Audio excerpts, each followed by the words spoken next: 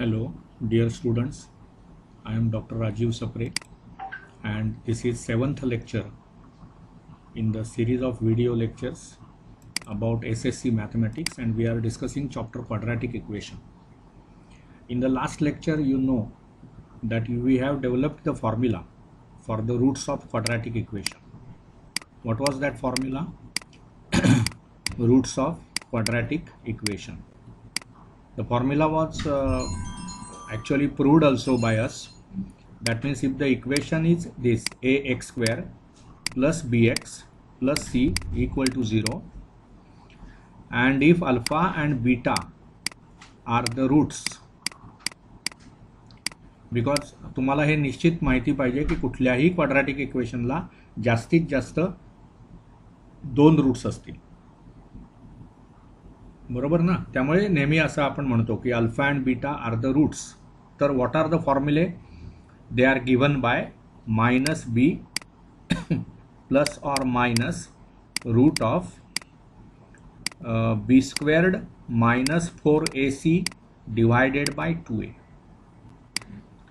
आता हा जो व्हॅल्यू आहे, ही जी व्हॅल्यू आहे रूटच्या आत बी स्क्वेअर्ड मायनस 4ac, त्याला म्हणतात discriminant. that is called discriminant. What is discriminant? Denoted by d. d ने तो दाखवला जातो आणि त्याची व्हॅल्यू असते बी स्क्वेअर्ड मायनस 4ac. हा d एक महत्त्वाचा रोल प्ले करणार आहे सर्व क्वाड्रॅटिक इक्वेशनच्या थिअरीमध्ये. त्यामुळे लक्षात घ्या की d म्हणजेच ते बी स्क्वेअर्ड मायनस 4ac. त्यामुळे काही ऑथर्स कसं लिहितात की म्हणजे त्यातला जो अल्फा आहे तो म्हणजे प्लस साईन, म्हणजे अल्फा जर लिहायचा झाला मला तर minus B plus root of D एवढंच लिहायचं आपण, आणि अपॉन 2a, कारण d म्हणजेच काय तर बी स्क्वेअर्ड मायनस 4ac. आणि बीटा काय होणार बघा, minus B minus root of D divided by 2a. मग हे 2 रूट्स झाले अल्फा आणि बीटा. d म्हणजेच काय बी स्क्वेअर्ड मायनस 4ac. मग आता काय होणार बघा त्याच्यामध्ये, तर alpha plus beta, alpha plus बीटाची व्हॅल्यू काय होईल बघा. हे दोघांचं मला ॲडिशन करायचं आहे, म्हणजेच minus B plus root of D divided by 2a plus minus B minus root of D divided by 2a. त्यामुळे हे डिनॉमिनेटर सर्वांचा 2a आहे, सर्वांचा म्हणजे 2च टर्म्स आहेत. डिनॉमिनेटर 2 आहे, 2a आहे, तो समान आहे, म्हणून फक्त अंशांची आपण बेरीज करणार. Numerators only will be added. तर हा प्लस रूट डी आणि हा मायनस रूट डी हे कॅन्सल होतील. मग हे मायनस बी आणि हा मायनस बी म्हणजे एकूण होणार मायनस 2b. 2 कॅन्सल होईल, म्हणजे सम ऑफ द रूट्सचा फॉर्म्युला काय होईल तर मायनस बी अपॉन ए. आणि प्रॉडक्ट ऑफ द रूट्स काय होईल बघा, अल्फा इंटू बीटा म्हणजेच काय होणार minus B plus root D upon 2a गुणिले minus B minus root D upon 2a.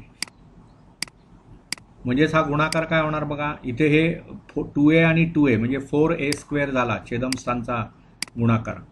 आणि अंशस्थानी कसं झालं बघा, इथे प्लस साईन आहे, इथे मायनस साईन आहे, म्हणजे तुम्हाला कोणता फॉर्म्युला वापरणं शक्य आहे, ए प्लस बी गुणिले ए मायनस बी. हा फॉर्म्युला काय असतो, ए स्क्वेअर मायनस बी स्क्वेअर. जसं इथे आहे बघा, मायनस बी हा जर मी ए घेतला आणि हा जर रूट डी म्हणजे बी घेतला, तर हे ए प्लस बी आणि हे ए मायनस बी, म्हणजे ए स्क्वेअर मायनस बी स्क्वेअर. म्हणजेच काय करणार आपण, मायनस बीचा स्क्वेअर करणार, तो किती होणार बी स्क्वेअर, बरोबर ना.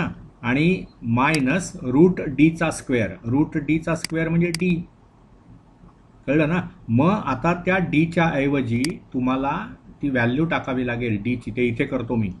म्हणजेच काय होईल बघा, बी स्क्वेअर्ड मायनस ही डीची व्हॅल्यू काय होणार बी स्क्वेअर्ड मायनस 4ac.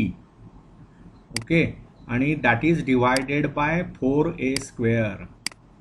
मग काय होणार, हा बी स्क्वेअर मायनस बी स्क्वेअर कॅन्सल होईल, ही मायनस आणि मायनस म्हणजे प्लस होईल, 4ac इथे आहे, त्यामुळे काय होणार बघा 4ac divided bye 4a square.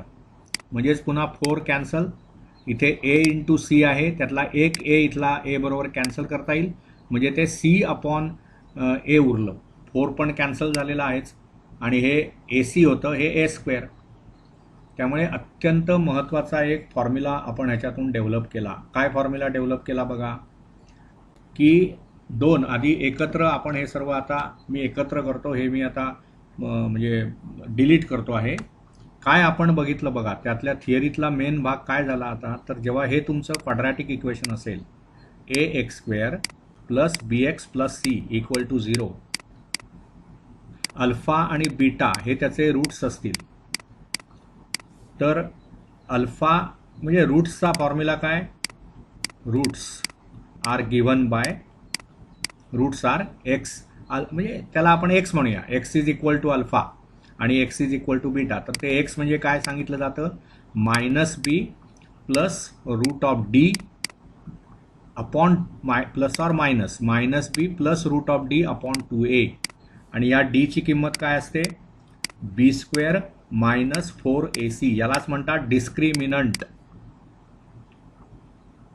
आणि मग आपण असं बघितलं, म्हणजे थोडक्यात काय होणार, अल्फा म्हणजेच -b plus root D upon 2a आणि beta is equal to -b minus root D upon 2a.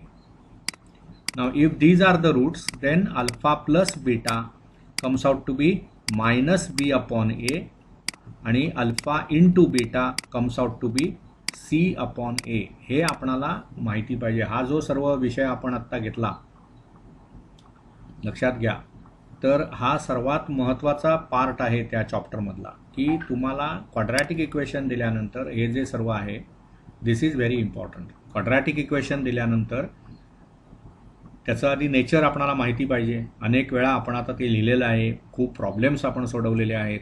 त्यामुळे ax² plus bx plus C equal to 0, म्हणजे एकच व्हॅरिएबल पाहिजे आणि मॅक्झिमम पॉवर त्यातली 2 पाहिजे की ते क्वाड्रॅटिक झालं. त्याला किती रूट्स असतात, तर 2 रूट्स असतात. जनरली त्यांना काय म्हटलं जातं, अल्फा आणि बीटा. त्यांचा फॉर्म्युला काय, अनेक प्रकारे आपल्याला क्वाड्रॅटिक इक्वेशनचं सोल्युशन काढता येतं. सोल्युशन काढणं म्हणजेच ते रूट काढणं, लक्षात घ्या. तर त्या एक्सच्या व्हॅल्यूचा फॉर्म्युला काय, -b plus root of D upon 2a आणि दुसरा रूट काय, -b minus root of D upon 2a आणि डीची त्या किंमत काय, तर b² मायनस 4ac. त्या डीला काय म्हणतात, डिस्क्रिमिनंट. म्हणून अल्फा काय होणार, -b plus root D upon 2a आणि बीटा काय होणार, -b minus root D upon 2a. आणि मग ते जर आपण साधं कॅल्क्युलेशन आहे, अल्फा प्लस बीटा करायचं, अल्फा इंटू बीटा करायचं, की ते -b अपॉन a येतं आणि अल्फा इंटू बीटा हे c upon a. So this much we have discussed. हे आपण आत्तापर्यंत क्वाड्रॅटिक इक्वेशनचा हा जो पार्ट आहे, roots of the quadratic equation, त्याच्या बाबतीमध्ये हे आपण डिस्कस केलं. तेव्हा हे चौकोनात जे काही इथे दिसतंय आपणाला, हा सर्व फॉर्म्युलांचा संग्रह आहे. तुम्हाला ही सवय लावून घेतली पाहिजे. चॅप्टर वाईज फॉर्म्युले एकत्र करणं फार महत्त्वाचं आहे. त्यामुळे हा एक त्याच्यामध्ये विषय झाला. आता कसं आहे बघा, तुम्हाला काही प्रॉब्लेम्स असतात, ते सांगणार असं की alpha and beta.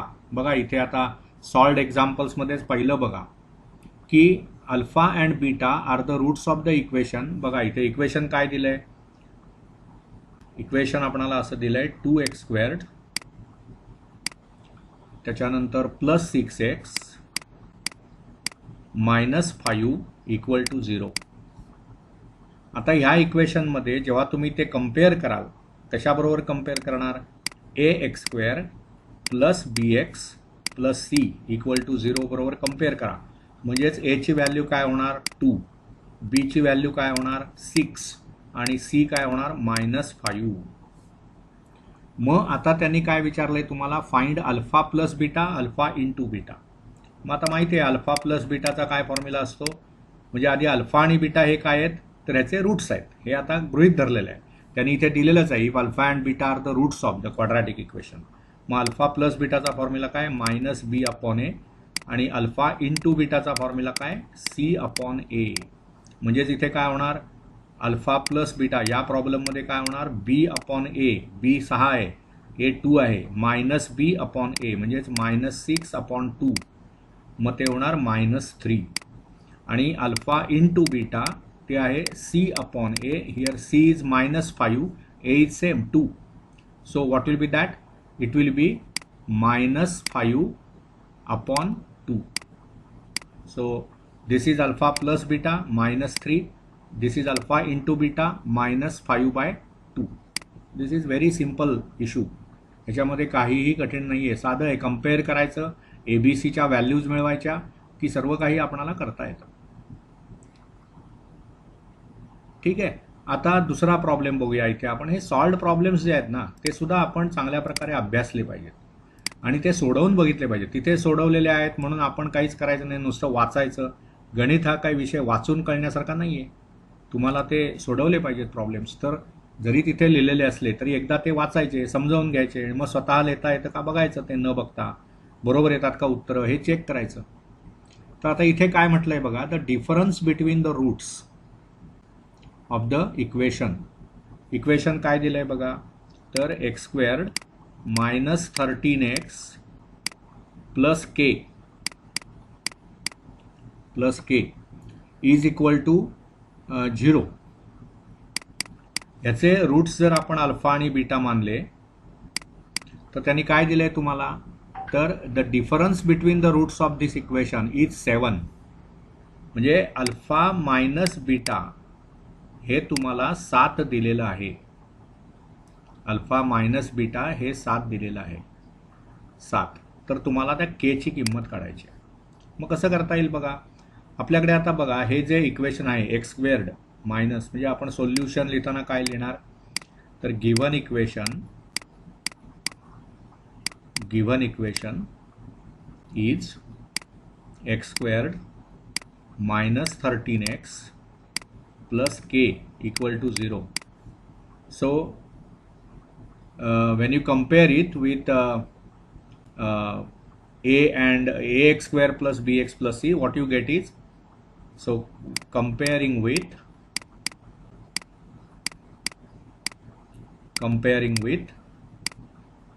ax² plus bx plus c equal to 0, we get a is equal to 1, b is equal to -13 आणि c is equal to k. मग दिलेलं काय तुम्हाला, आधी याच्यावरून मला काय काय कॅल्क्युलेट करता येतं, मगाचे जे फॉर्म्युले आहेत त्याच्यावरून अल्फा प्लस बीटा, अल्फा आणि बीटा आपण रूट्स मानलेत ना, ते वाक्य एक लिहा की let alpha and beta be the roots of this equation. So alpha plus बीटाचा काय फॉर्म्युला आहे, -b/a. मग b वजा 13 आहे, त्याचा निगेटिव्ह म्हणजे +13, a म्हणजे 1च आहे, त्यामुळे ते 13 होईल, 13/1. अंडरस्टूड. आणि अल्फा इंटू बीटा याची व्हॅल्यू काय होणार बघा, फॉर्म्युला काय, c/a. इथे c किती आहे, k आहे, k/1, that is equal to k/1. म्हणजेच तुम्हाला अल्फा प्लस बीटाची किंमत 13 आली आणि अल्फा इंटू बीटाची किती आली, के आली, बरोबर ना. मग आता इथे काय दिलंय बघा, की त्यांनी दिलंय तुम्हाला की अल्फा मायनस बीटा हे 7 आहे, दॅट इज गिव्हन काय सांगा, तर अल्फा मायनस बीटा हे 7 आहे. आपल्याकडे आता काय व्हॅल्यू आहे, अल्फा प्लस बीटा 13 आलंय बघा, अल्फा प्लस बीटा हे 13 आहे. मग हे जर मी ॲड केलं, alpha plus alpha 2 alpha, beta minus beta हे कॅन्सल होतील आणि इकडे ॲडिशन 20 होईल, 13 आणि 7 20, म्हणजे अल्फाची किंमत 10 आली. करेक्ट. मग अल्फा जर 10 आला तर काय होणार सांगा, अल्फा प्लस बीटाची किंमत किती दिलेली आहे तुम्हाला, 13. बघा अल्फा प्लस बीटा हे 13 आहे, त्यातलं अल्फा 10 आलं, मग ते जर मी इथे टाकलं तर 10 plus beta is equal to 13. म्हणजेच बीटाची व्हॅल्यू किती आली, 13 मायनस 10, म्हणजेच किती आली, 3. मग आता सर्व गोष्टी तुमच्याकडे आल्या, अल्फा 10 आहे, बीटा 3 आहे. मग आता अल्फा इंटू बीटाची व्हॅल्यू काय आली आहे बघा इथे तुमची, बघा इथे तुम्ही लिहिलंय अल्फा इंटू बीटा म्हणजे के आहे, म्हणजे के ची व्हॅल्यू काढायची, म्हणजेच अल्फा इंटू बीटाची व्हॅल्यू काढायची. मग अल्फा 10 आहे, बीटा 3 आहे, त्यामुळे alpha into beta is K. So K is equal to 10 into 3. So that means finally answer is 30. बघा हा प्रॉब्लेम सोडवताना आपण पूर्वी जे डेव्हलप केलं थिअरी त्याचा कसा वापर केला बघा.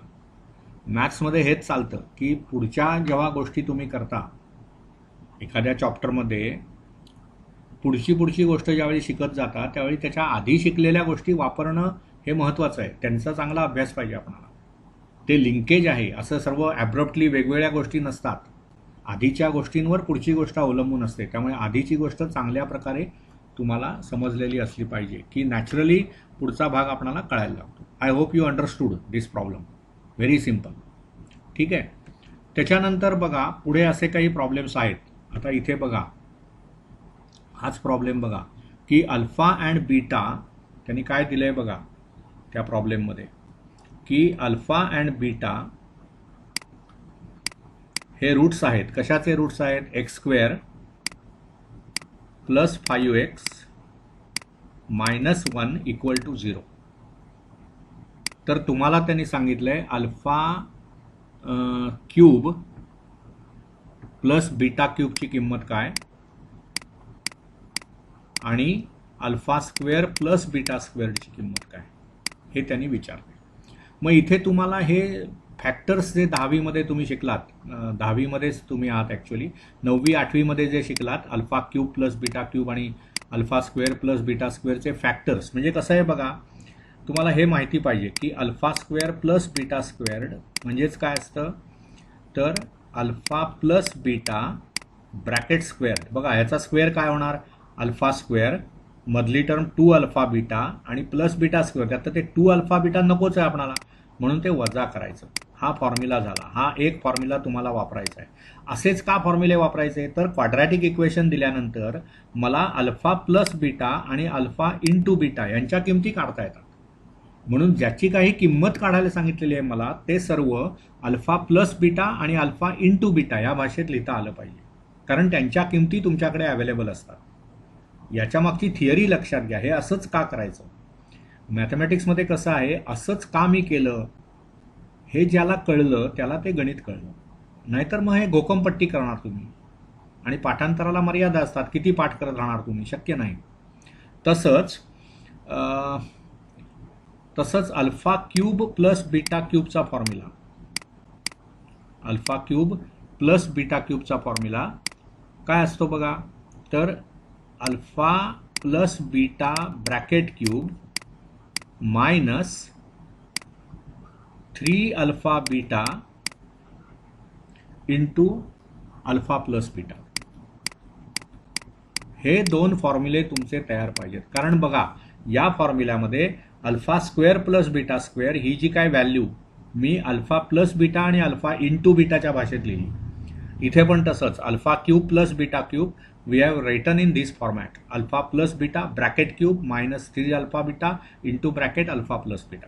आता हे जे इक्वेशन आहे x square plus 5x minus 1 is equal to 0 ते ज्यावेळी म्हणजे हे जे इक्वेशन बघा आता x square plus 5x minus 1 is equal to 0 when you compare with ax square plus bx plus c equal to 0 you get a is equal to 1 b is equal to 5 आणि c is equal to minus 1 असं तुम्ही लिहू शकता. म्हणजे मग त्याच्यावरून alpha plus बीटाची किंमत काय येईल तर मायनस बी अपॉन ए हा फॉर्म्युला आहे. इथे बी 5 आहे ए 1 आहे म्हणजेच ते मायनस 5 अपॉन 1 येणार म्हणजेच किती येणार -5. अल्फा इंटू बीटाचं काय फॉर्म्युला आहे बघा C upon A. What is C here -1. What is A +1. So it is what C upon A काय होईल बघा -1 अपॉन +1 म्हणजेच -1 होईल. सो तुम्हाला अल्फा प्लस बीटा आता मिळालेला आहे. अल्फा प्लस बीटा इज -5 आणि अल्फा इंटू बीटा मिळालेला आहे -1. आता हे सर्व क्लिअर आहे. या फॉर्म्युल्यात टाकायचं. So you will write alpha square plus beta squared. बघा काय फॉर्म्युला आहे alpha plus beta bracket squared minus 2 alpha beta. मग अल्फा प्लस बीटा -5 आहे. -5चा स्क्वेअर म्हणजे इथे लिहितो मी पाहिजे -5चा स्क्वेअर वजा 2 गुणिले अल्फा बीटा -1 आहे, त्यामुळे 2 गुणिले -1 असं ज्यावेळी लिहितो ना आपण 2 गुणिले -1, त्यावेळी तिथे -1 ला ब्रॅकेट पाहिजे. अशा 2 चिन्ह एकामागोमाग एक लिहित नाहीत कधीच. ते नीट लक्षात घ्या. या बारकावे असतात पण हे महत्त्वाचे असतात. -5 चा वर्ग किती 25 आणि हे -2 -1 म्हणजे +2 म्हणजे एकूण झालं 27. त्यामुळे तुम्हाला अल्फा स्क्वेअर प्लस बीटा स्क्वेअरची व्हॅल्यू मिळाली 27. So we can write alpha square plus beta squared is equal to 27. This is first issue. आता तुम्हाला मी हे पुसून टाकतो कारण आपल्याकडे ह्या व्हॅल्यूज आहेत. अल्फा प्लस बीटा -5 आहे आणि अल्फा इंटू बीटा -1 आहे. So I will erase this because I want to complete the problem on the same slide.